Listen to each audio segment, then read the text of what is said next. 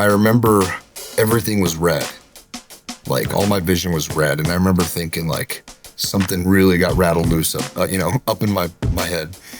And what I realized is that it was blood going down from my skull into my eyes. And so the piece of shrapnel had gone through my helmet and into my forehead. So I remember wiping that free and looking down and seeing that my legs were still there. One was hanging off to the side, one was on my chest. That was retired Marine and Purple Heart recipient Gabe Martinez speaking about the life-altering event that took place 15 years ago this week after a series of IEDs exploded on a roadside in Afghanistan. Martinez lost both of his legs, but upon returning home, he's found new life and purpose with the help of Semper Fi and America's Fund and adaptive sports. Now he's an advocate for other vets recovering from traumatic injuries. In this episode, we speak with Martinez about that life-changing Thanksgiving Day in 2010 and the role veterans groups play in helping wounded warriors find a new mission here at home. I'm Daily Wire Executive Editor John Bickley with Georgia Howe. This is a Thanksgiving week edition of Morning Wire.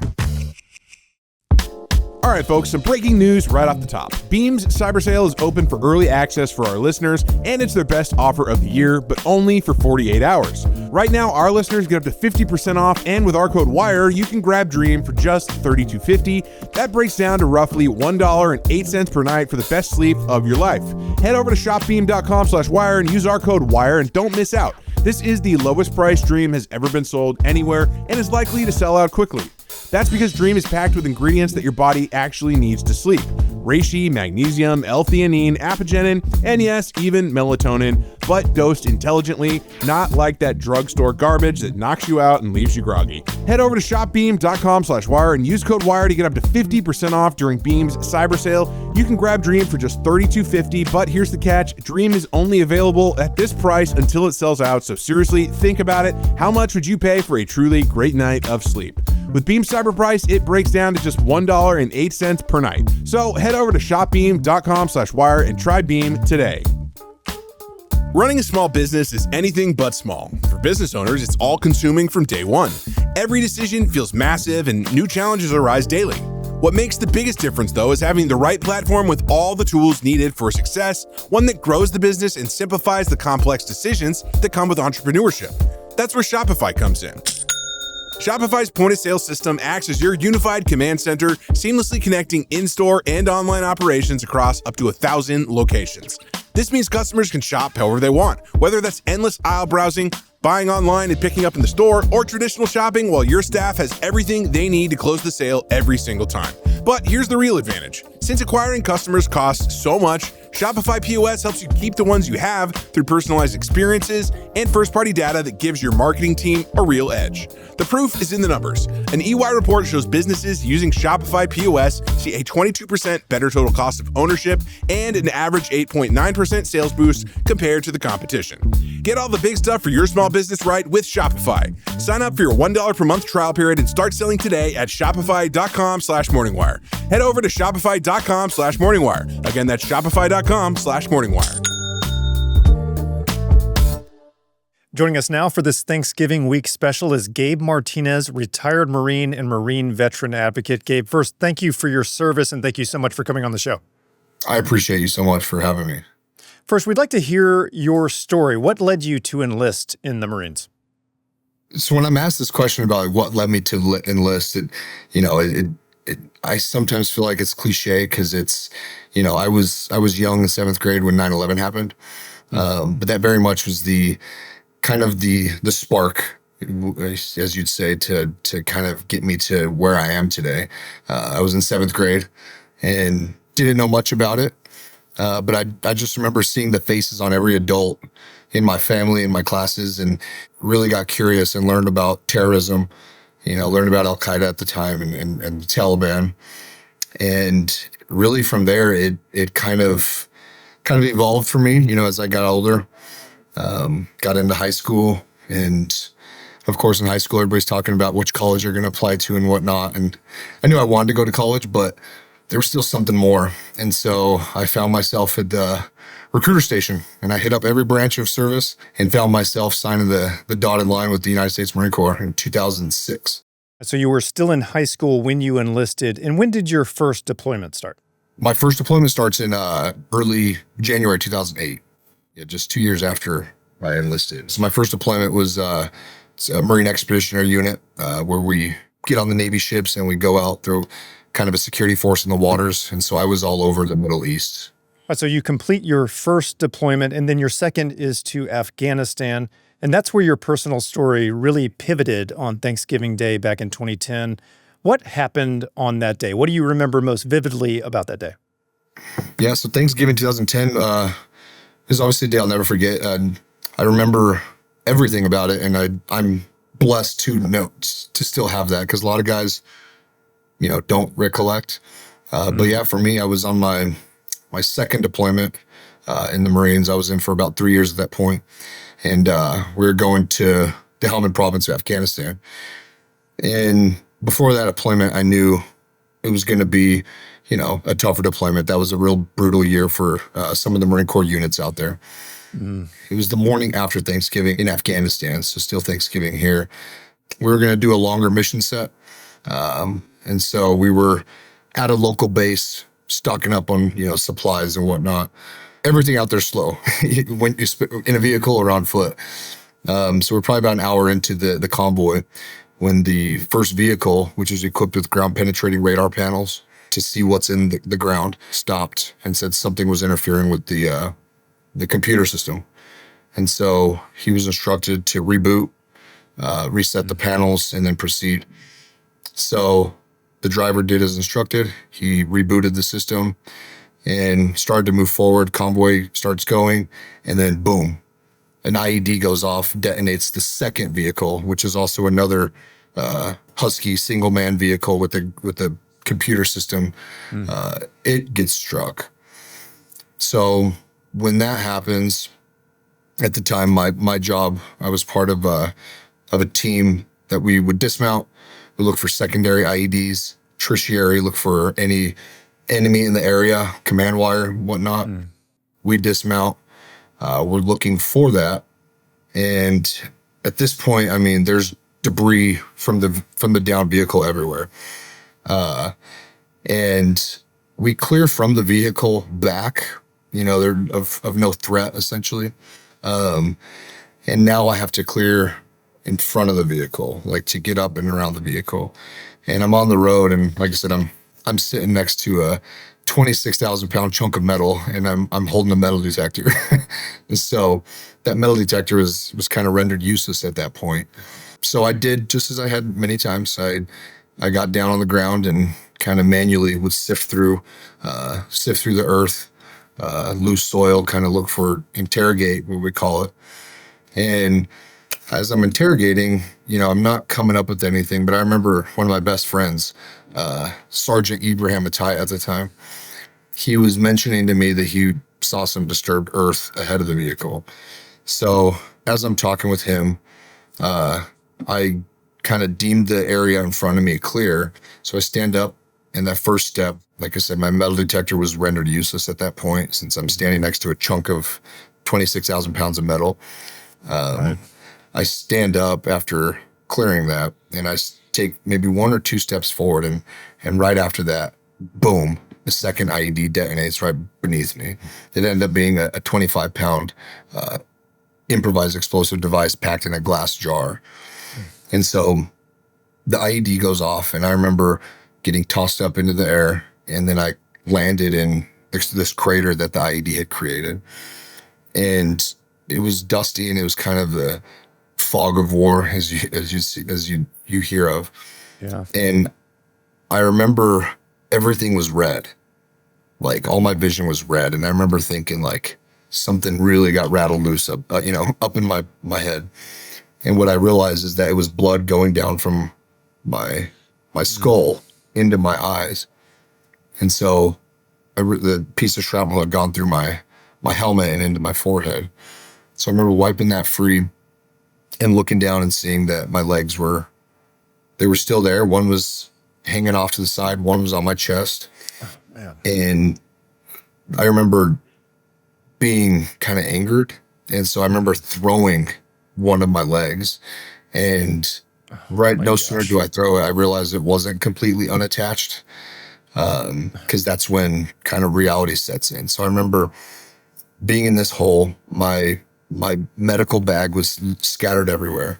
And as I'm trying to pull myself out of the IED, the hole, boom, a third one goes off right behind me. And that ended up being my best friend, Justin Gertner, coming up, and he had stepped on a third IED.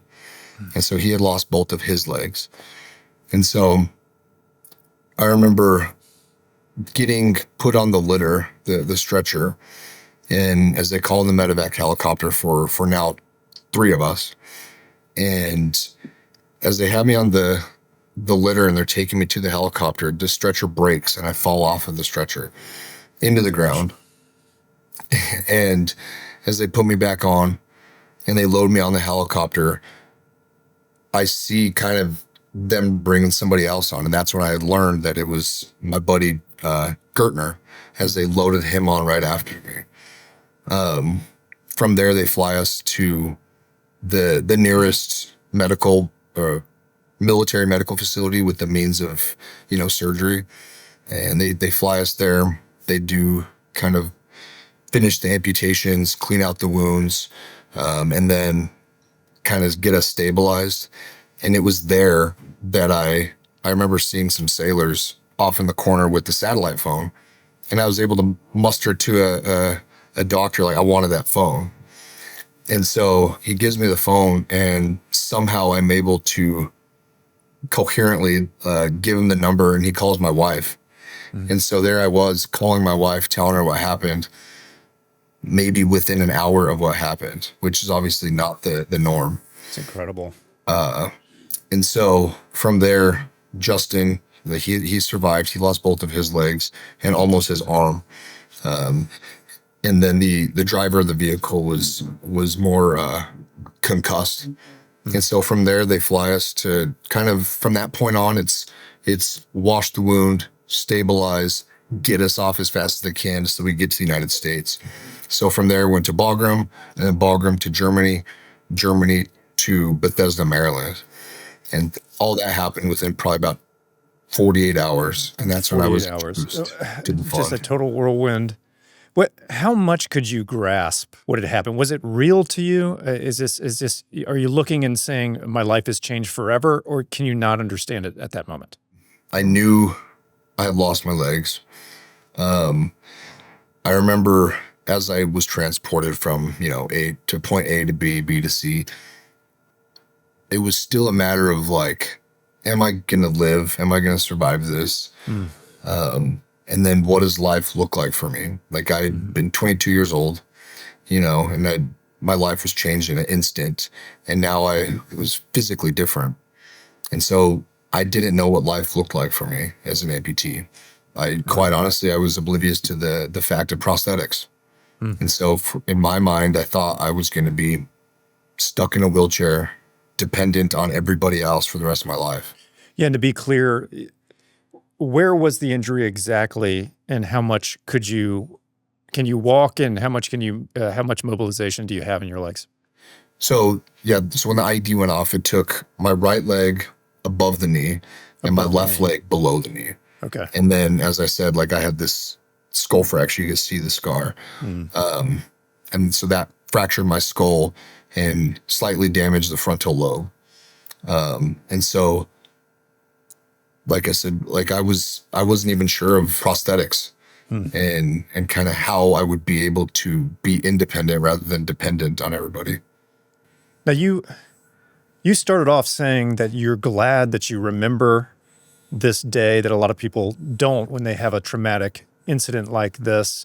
I think it's probably, surprising for people to hear that you want to remember exactly what happened. Why is that important to you?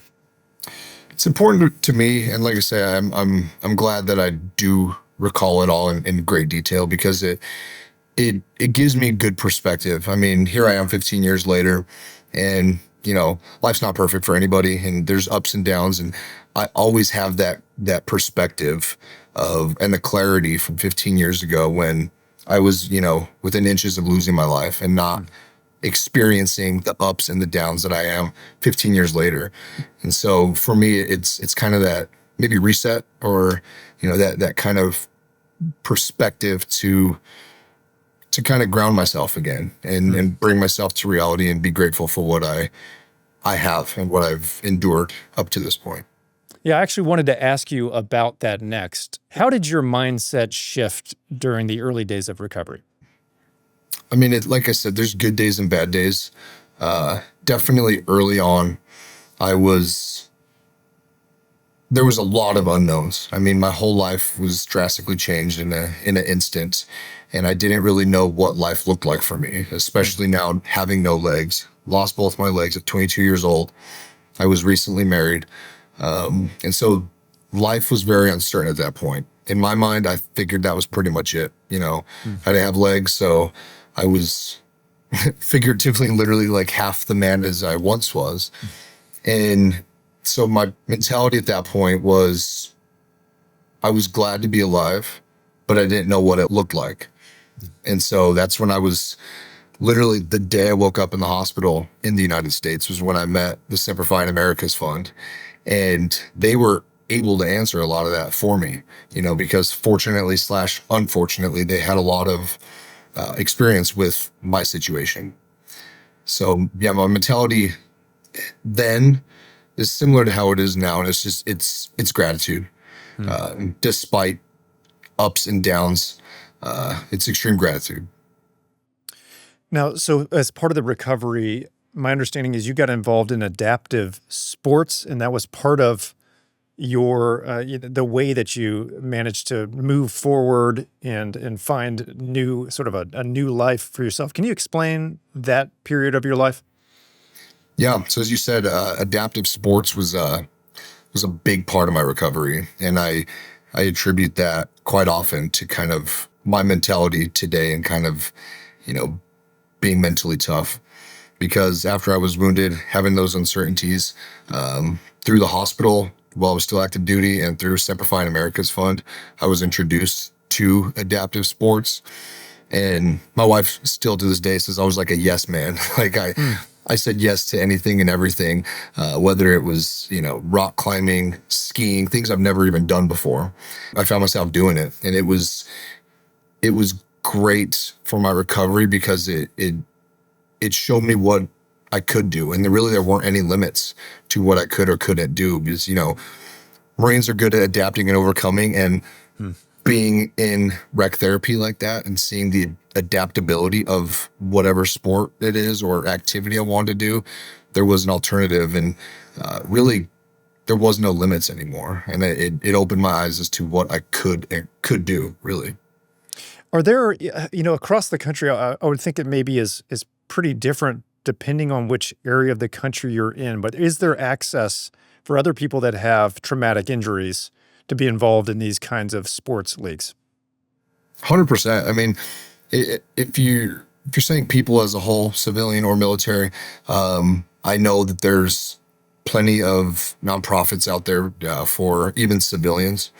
I know the Simplifying America's Fund, they do have their Team Simplify, which is, kind of a branch of it, which is for, recovery through sports, I think is their slogan. And it strikes true because, as I just said, like, part of my recovery, the sports was a big aspect of it. And so for anybody that's wanting to do it, I mean, if they're eligible through the fund, obviously being military, that's certainly one way. And then I know there's other nonprofit like Challenge Athletes Foundation. They help kids and youth and, civilians greatly, just the same. You've become a strong advocate for fellow injured veterans. What are some of the biggest challenges they face after coming home that people might not realize? I'd say some of the biggest challenges that veterans, especially my situation, face after coming home is you're I don't want to say disconnected, but we inevitably find ourselves not quite as connected as we were to, our fellow service members, the facilities. There at the hospital, I was surrounded by, at the time, I was one of 150 Marine amputees at the Naval Medical Center. So I was surrounded with a lot of people in the same situation. And then I retire and I find myself, 1,000 miles away back home in Colorado, and I'm not surrounded by that anymore. And so I'd say that's kind of the biggest and first challenge that veterans in my situation would face, is not really having that camaraderie anymore. Maybe even feeling alone or insecure in with their disability. And so I'd say that's probably the biggest thing. And it unfortunately it creeps up on you. I'm 15 years post injury, and I'd say, halfway through, I found myself kind of experiencing the same thing. And so that's why the Semper Fi America's Fund means so much to me, because they were able to get me connected again. What are some of the ways that they do that? Like, just logistically speaking, how does this play out in terms of what they offer people that are recovering? Yeah, so the Semper Fi America's Fund, they offer like many kind of, like I said, branches within their own organization. Like there's the recreational side. Every service member within the organization is assigned a case manager, and they have case managers that, I say this all the time, the fund is more than a fund, they're family. And when you're connected with that case manager, you have that person that connects with you, checks in with you, kind of sees where you're at, and they get to know you on a personal level.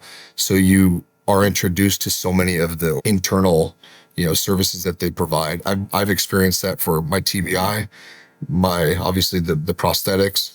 I just came home from a R&R weekend with my fellow double amputees that I served with.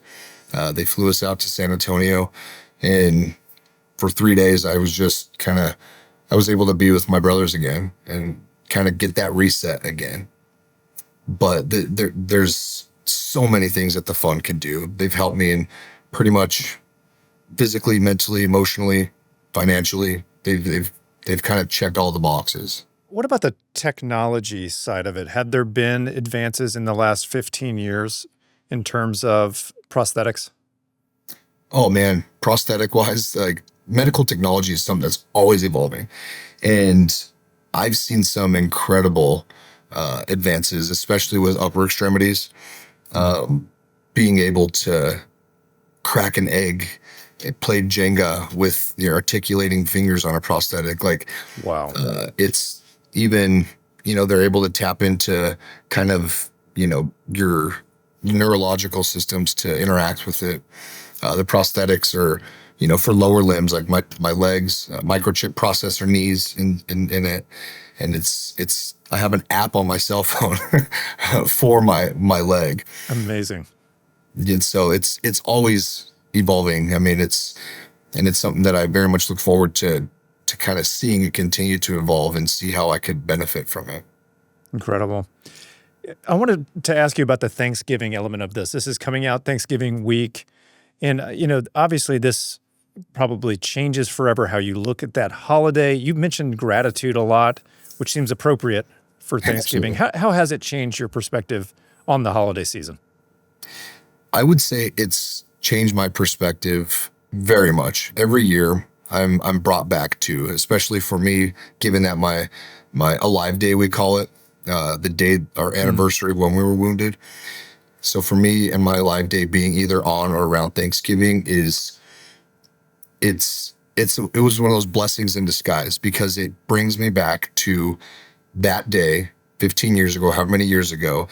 And like I said, gives me that reset perspective. I'm able to look around and see my family, my kids, my wife and family, parts of kind of how my future has evolved from 15 years ago, however many years ago. And so it gives me that perspective of, even though every day is not perfect, even though, many days I wish, I had my legs or this didn't happen to me, it gives me so much to be thankful for. And then being on Thanksgiving just kind of amplifies that, while I'm surrounded by family and friends and all the chaos that ensues with that. I mean, it's a huge blessing, and it's a great reset for me to kind of have that perspective. Just a remarkable story. We appreciate you so much just taking the time to talk with us, and happy holidays. Thank you. You too. Happy holidays. That was retired Marine and Purple Heart recipient Gabe Martinez, and this has been a Thanksgiving edition of Morning Wire.